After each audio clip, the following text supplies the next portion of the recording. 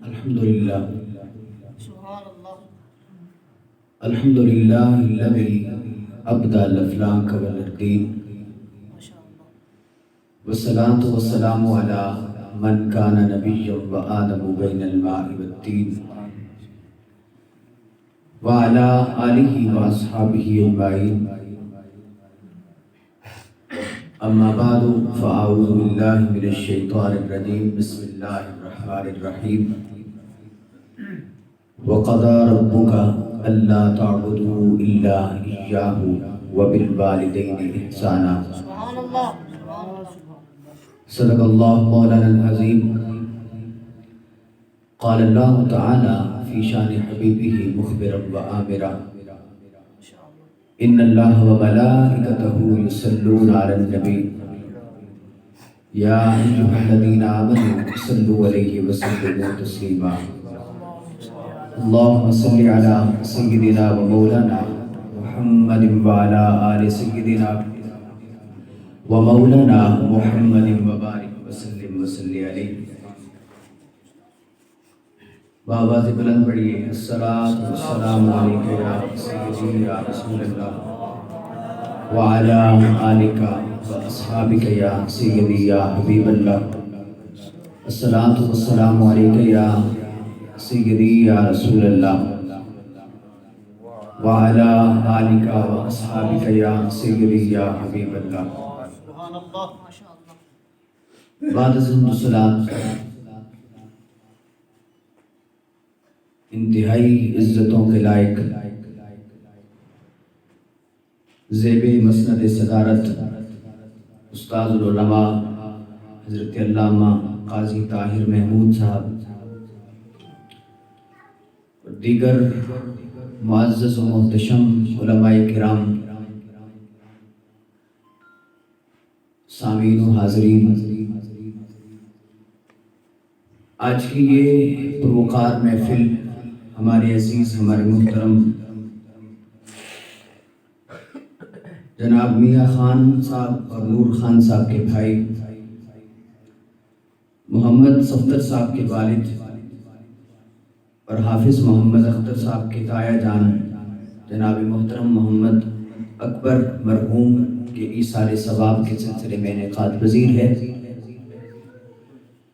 میں دعا کرتا ہوں مالک کائنات اپنے حبیب کریم صلی اللہ علیہ وآلہ وسلم کے تصدق سے مرحوم کی قبر پہ اپنی کروڑہاں رحمتوں اور برکتوں کا نزول فرمائے. مختصر وقت کے لیے میں آپ کے سامنے حاضر ہوں. میرے انتہائی محترم بھائی اور عزیز جناب قاری محمد اجمل صاحب نے حکم ارشاد فرمایا، تو آپ کے حکم کی تعمیل میں مجھے اس خوبصورت محفل پاک میں حاضری کا شرف نصیب ہوا ہے. آپ نے مجھے حکم ارشاد فرمایا کہ عزت و عظمت والدین کے حوالے سے گفتگو کرنی ہے، تو میں اسی حوالے سے چند باتیں آپ کی سماعتوں کی نظر کرنا چاہوں گا، اس دعا کے ساتھ کہ مالک کائنات مجھے حق بیان کرنے کی توفیق عطا فرمائے، آپ کو اور مجھے حق کو سن کر سمجھ کر اس پر عمل پیرا ہونے کی بھی توفیق عطا فرمائے. میں نے جو آیت مقدسہ آپ کے سامنے تلاوت کرنے کا شرف حاصل کیا ہے، اس میں مالک کائنات نے واضح انداز میں پیغام سنا دیا. فرمایا وَقَضَىٰ رَبُّكَ أَلَّا تَعْبُدُوا إِلَّا إِيَّاهُ وَبِالْوَالِدَيْنِ إِحْسَانًا. مالک کائنات نے اپنے حبیب کریم صلی اللہ علیہ وآلہ وسلم کو مخاطب کر کے فرمایا محبوب یہ تیرے رب کا فیصلہ ہے، اللہ تعبدوا الا اياه، عبادت صرف اور صرف اللہ کی ہوگی. اور فرمایا کہ وَبِالْوَالِدَيْنِ إِحْسَانًا، اور والدین کے ساتھ حسن سلوک سے پیش آنا ہے. سامعین احتشام، جب ہم قرآن مقدس کا مطالعہ کرتے ہیں تو ہمیں ایک بات بالکل واضح نظر آتی ہے، وہ یہ ہے کہ مالک کائنات نے اکثر و بیشتر مقامات میں جہاں کہیں بھی عزت و عظمت والدین کی بات کی، جہاں بھی والدین کے ساتھ حسن سلوک کا تذکرہ کیا، اس تذکرے سے پہلے ملا کر اپنی توحید کی بات کی ہے۔ جیسے کہ جو آیت مقدسہ میں نے آپ کے سامنے تلاوت کی ہے، اس میں بھی مالک کائنات نے پہلے توحید کا پیغام دیا اور پھر توحید کے ساتھ ملا کر عزت و عظمت والدین کی بات کی۔ اور اسی طریقے سے قرآن مقدس کے کئی دیگر مقامات پر مالک کائنات نے پہلے اپنی توحید کا تذکرہ کیا، پہلے اپنی معبودیت کا تذکرہ کیا، پہلے اپنی الوہیت کی بات کی، اور پھر ساتھ ملا کر مالک کائنات نے عزت و عظمت والدین کا تذکرہ کیا۔ اس میں کیا راز ہے؟ اس میں کیا حکمت کار فرما ہے اور کیا وجہ ہے کہ مالک کائنات نے پہلے عزت و عظمت والدین سے پہلے توحید کی بات کی اور پھر عزت و عظمت والدین کی بات کی؟ وجہ کیا ہے؟ آئیے اس جانب پڑھتے ہیں۔ یاد رکھیے، ہر شے کے وجود کے لیے بنیادی طور پر دو علتیں ہیں۔ وہ شے اس وقت تک اپنے وجود میں نہیں آتی جب تک کہ وہ علتیں نہ پائی جائیں۔ ایک علت فاعلی ہے اور ایک علت مادی ہے۔ علت فاعلی سے مراد اس شے کو بنانے والا ہے، جب تک وہ نہ بنائے وہ نہیں بن سکتے۔ اس نے بنایا تو بنانے سے بنی۔ اور علت مادی یہ ہے کہ وہ اشیاء کے جن کے ملاپ سے وہ شے بنی ہے، بنانے والا ہے مگر میٹیریل نہیں ہے تو پھر بھی شے نہیں بن سکتی۔ تو وہ میٹیریل اور وہ مادہ جس سے وہ شے بنی ہو اسے علت مادی کہتے ہیں۔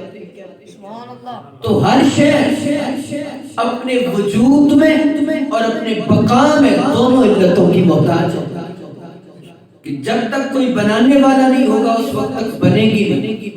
جس شے سے بنائی جا رہی ہے جب تک وہ نہ ہو اس وقت تک نہیں بنے گی۔ اس کی مثال، سادہ سی مثال کیوں لے لیں کہ جس طرح لکڑی کا دروازہ ہے تو ایک شخص ہے جو اسے بنانے والا ہے، وہ علت فاعلی ہوا، اور ایک وہ لکڑی ہے کہ جس سے وہ دروازہ بنا ہے، وہ علت مادی ہوا۔ تو کائنات کی مختلف اشیاء میں سے ایک شے حضرت انسان ہے۔ انسان کی علت فاعلی کیا ہے؟ انسان کی علت مادی کیا ہے؟ سنیے، انسان کی علت فاعلی اللہ کی ذات ہے جس نے بنایا ہے۔ اللہ کی ذات علت فاعلی ہے کہ جس نے انسان کو تخلیق کیا ہے۔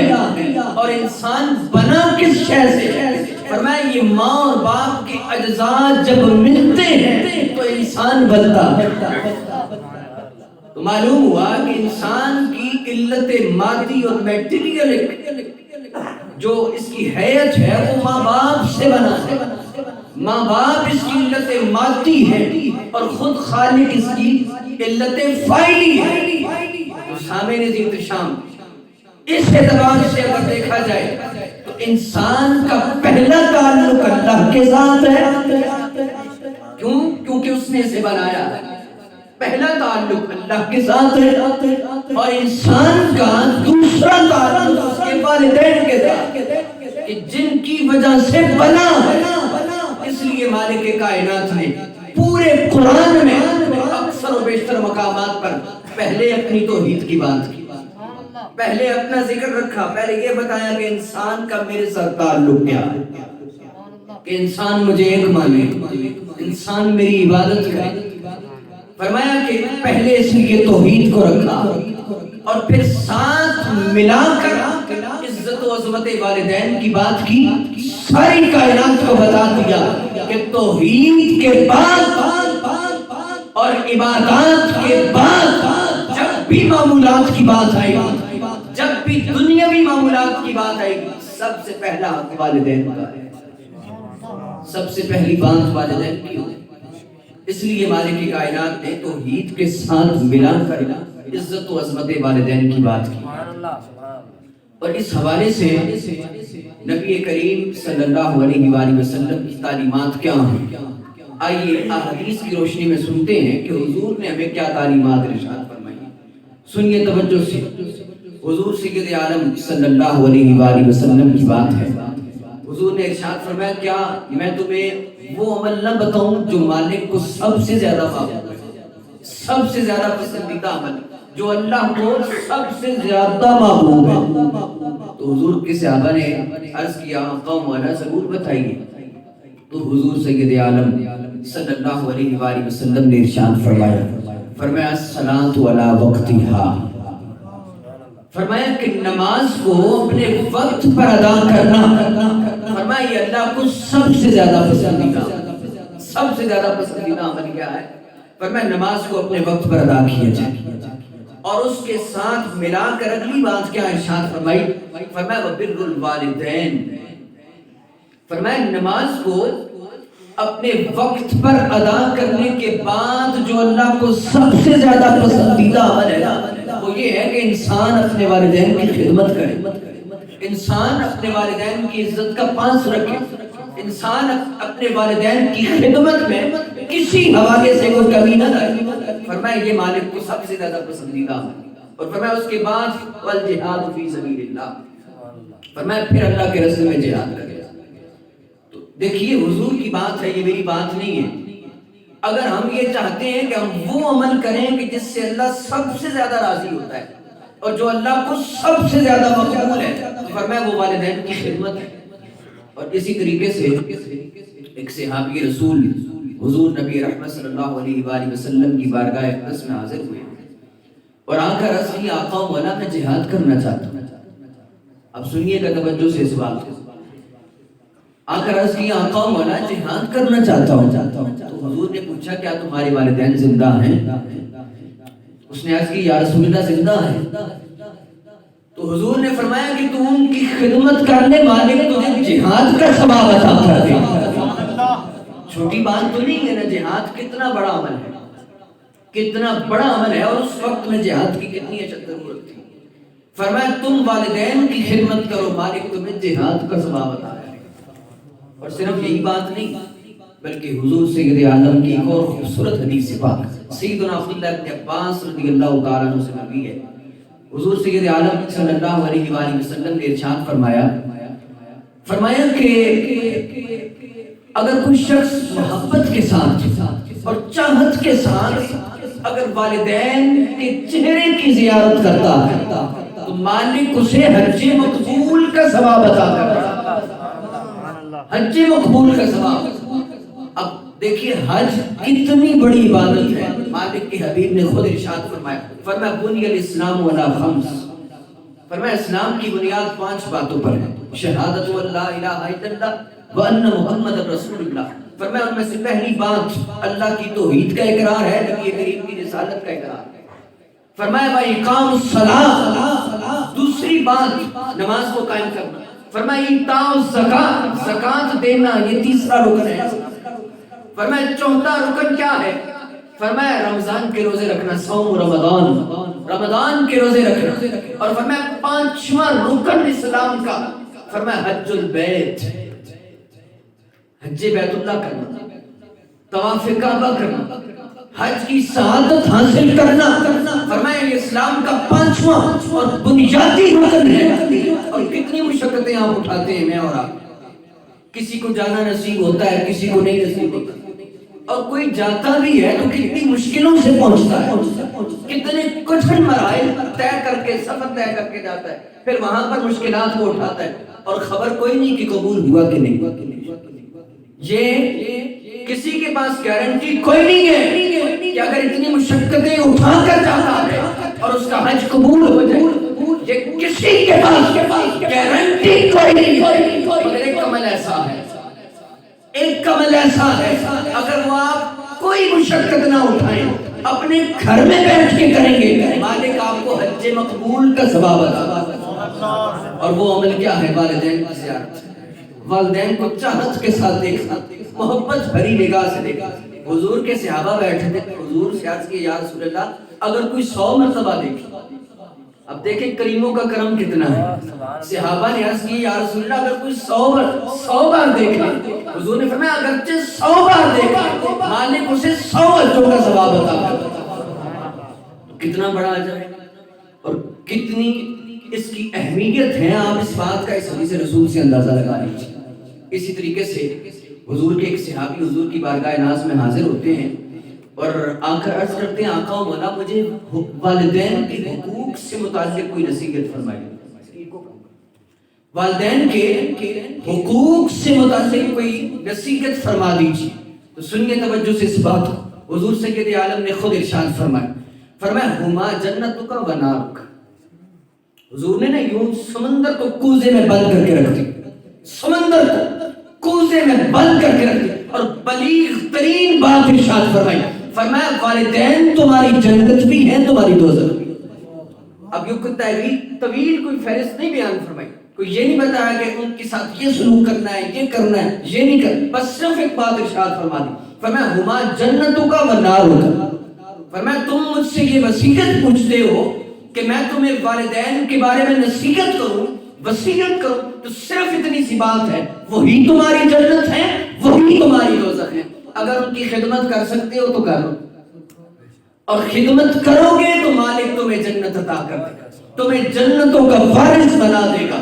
اور اگر تم خدمت میں کوتاہی کرو گے اور انہیں ناراض کرو گے، مالک ان کی وجہ سے تمہیں جہنم کا ایندھن بنا دے گا۔ اور سنیے حضور کی باتیں ہیں، یہ میری باتیں نہیں ہیں، حضور نے خود ارشاد فرمایا، حضور سید عالم رحمت کونین صلی اللہ علیہ وآلہ وسلم، حضور نے 3 مرتبہ ارشاد فرمایا رغم انفہ، خاک آلود ہو اس کی ناک، خاک آلود ہو اس کی ناک، 3 مرتبہ حضور نے تاکیداً فرمایا خاک آلود ہو اس کی ناک۔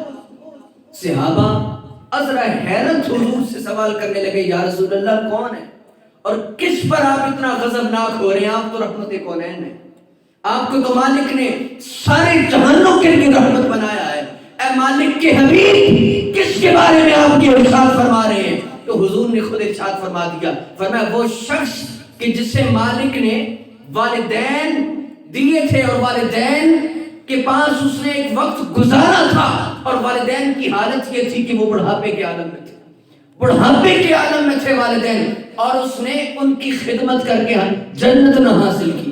فرمایا جس نے ان کی خدمت کر کے جنت نہ حاصل کی، فرمایا خاک آلود ہو اس کی ناک۔ حضور کی بات ہے، یہ میری بات نہیں۔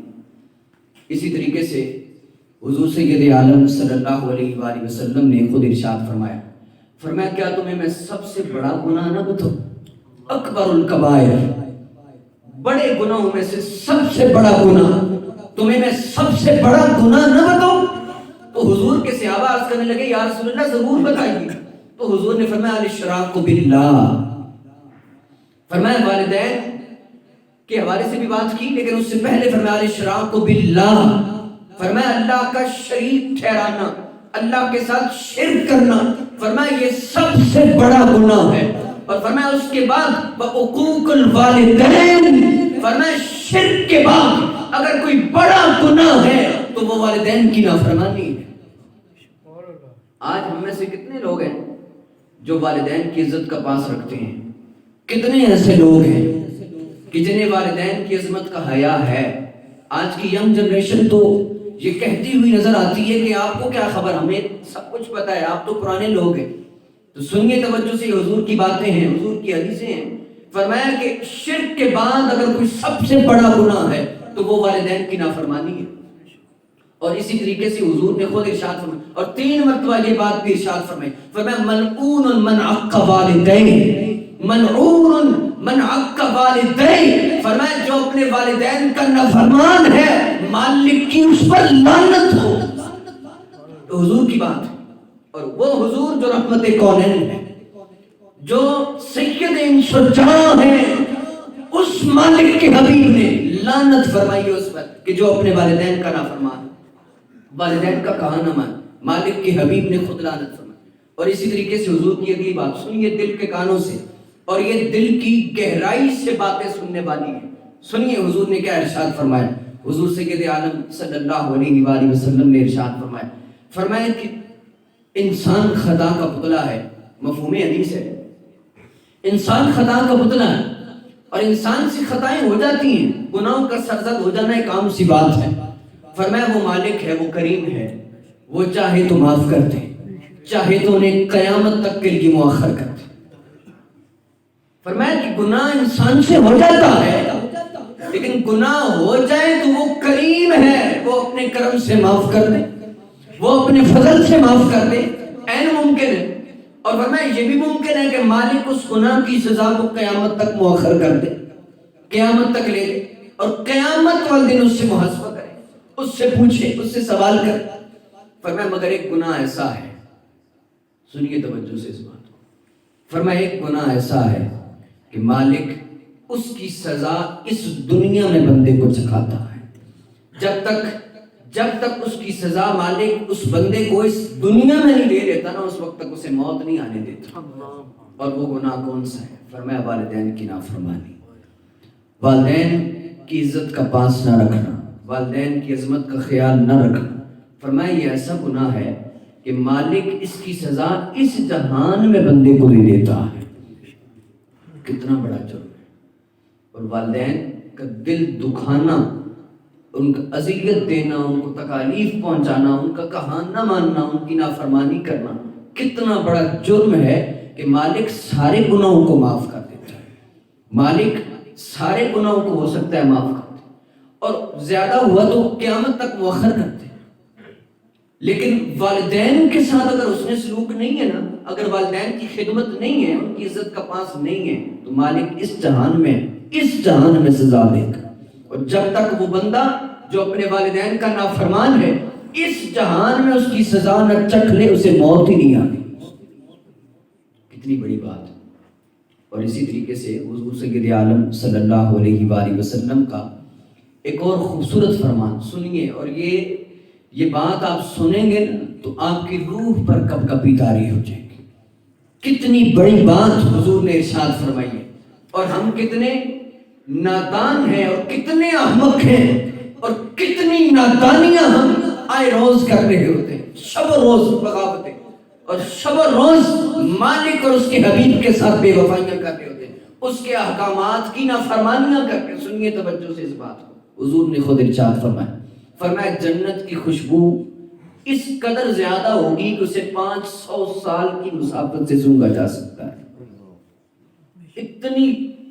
اتنی اس کی خوشبو ہوگی جنت کی، اور جنت اتنی معطر ہوگی، اتنی خوشبودار ہوگی کہ اس خوشبو کو 500 سال کی مسافت سے سونگھا جا سکتا ہے۔ یعنی ایک شخص جو 500 سال کی مسافت کی دوری پر کھڑا ہے، اس طرف جنت ہے، مالک نے جنت میں ایسی خوشبو رکھی ہے کہ وہ خوشبو وہاں سے سونگھ لے گا۔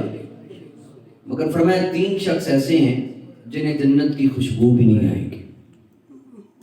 3 لوگ ایسے ہیں، 3 آدمی ایسے ہیں، فرمایا جنہیں جنت کی خوشبو بھی نہیں آئے گی۔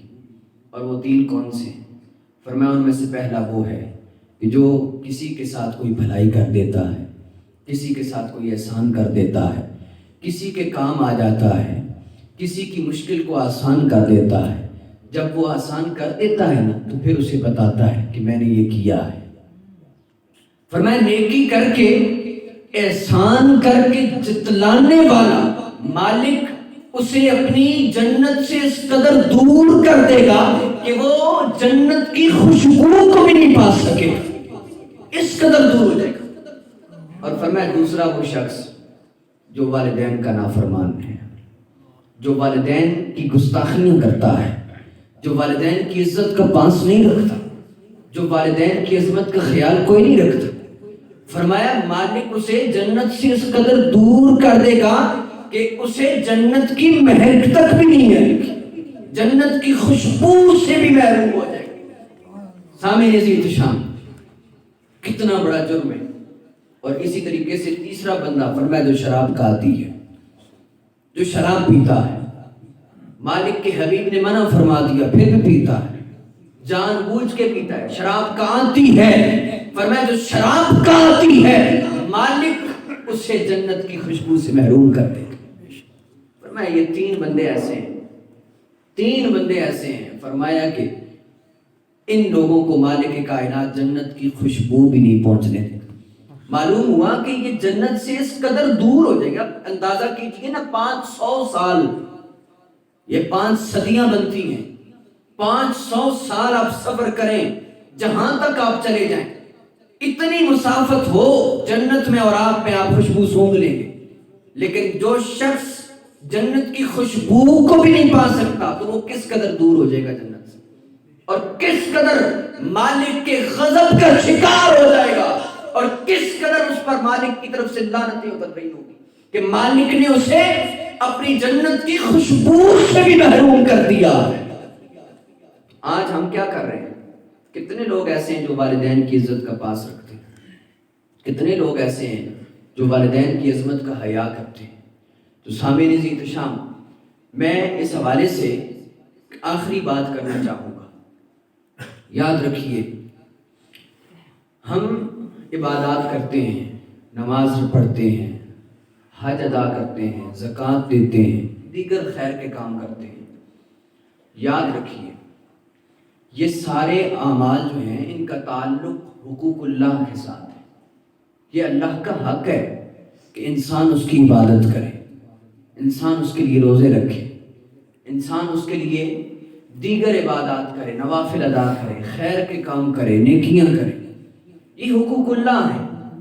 لیکن یاد رکھیے حقوق اللہ بھی اس وقت قبول ہوں گے کہ جس وقت آپ والدین کی عزت کا پاس رکھیں۔ ایک شخص جو والدین کی عزت کا پاس نہیں رکھتا، جسے عزت و عظمت والدین سمجھ ہی کوئی نہیں آتی، اور جو والدین کا نافرمان ہے، مالک اس کی عبادتوں کو اس کے منہ پہ دے مارتا، اس کی باتیں کوئی نہیں قبول ہوتی۔ تو سامعین عزیز احترام، یاد رکھیے یہ اصول اپنا لیجئے، کچھ بھی ہو جائے ہم نے اپنے والدین کی نافرمانی نہیں کرنی۔ اور آج ہم یہاں بیٹھے ہیں اپنے عزیز کے والد کی سارے ثواب کے سلسلے میں، تو یہ بھی والدین کے حقوق میں سے کچھ حقوق ایسے ہوتے ہیں جو ان کی زندگی میں بجا لانے ہوتے ہیں، ان کی خدمت کرنی ہوتی ہے، اور کچھ حقوق ایسے ہوتے ہیں کہ جو ان کی وفات کے بعد لازم آتے ہیں۔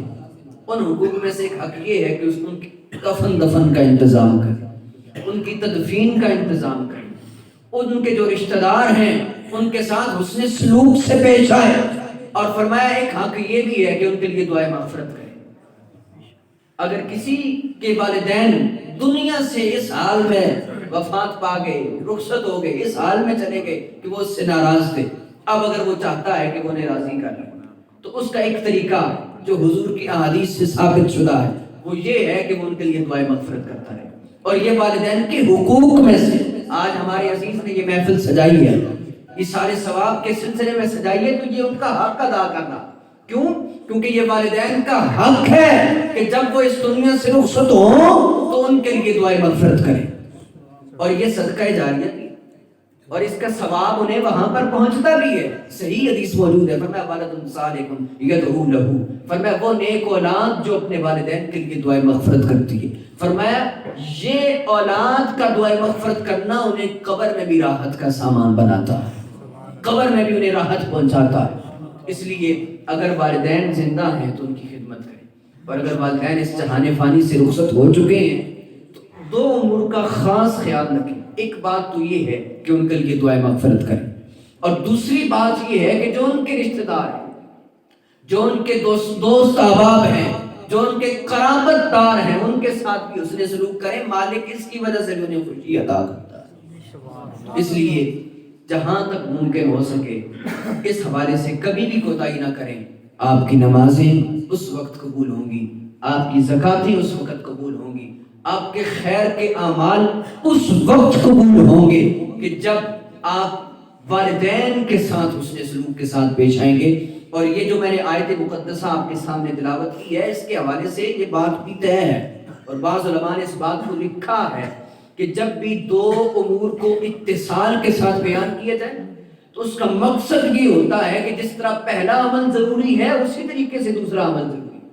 تو یہ جو آیت مقدسہ میں نے تلاوت کی ہے، اس میں پہلا امر کیا ہے؟ توحید ہے، اور دوسرا امر والدین کے ساتھ حسن سلوک ہے. مالک نے دونوں کو اتصال کے ساتھ بیان کیا ہے، تو اس کی وجہ یہ ہے کہ مالک یہ بتانا چاہتا ہے ساری کائنات کو کہ جس طرح میری توحید کے اقرار کے بغیر گزارا کوئی نہیں ہے نا، اسی طریقے سے والدین کے ساتھ حسن سلوک کے بغیر بھی گزارا کوئی نہیں ہے. اس لیے یاد رکھیں، یہ اللہ کا کرم ہے، اللہ کا فضل ہے کہ اس نے آپ کو اہل اسلام کے ہاں پیدا کیا ہے، اس نے آپ کو مسلمان بنایا ہے، یہ اس کا فضل ہے.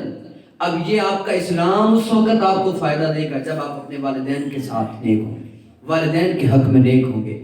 مالک کائنات کی بارگاہ میں دعا ہے کہ مالک کائنات ہم سب کو عزت و عظمت والدین کو سمجھنے کی توفیق عطا فرمائے.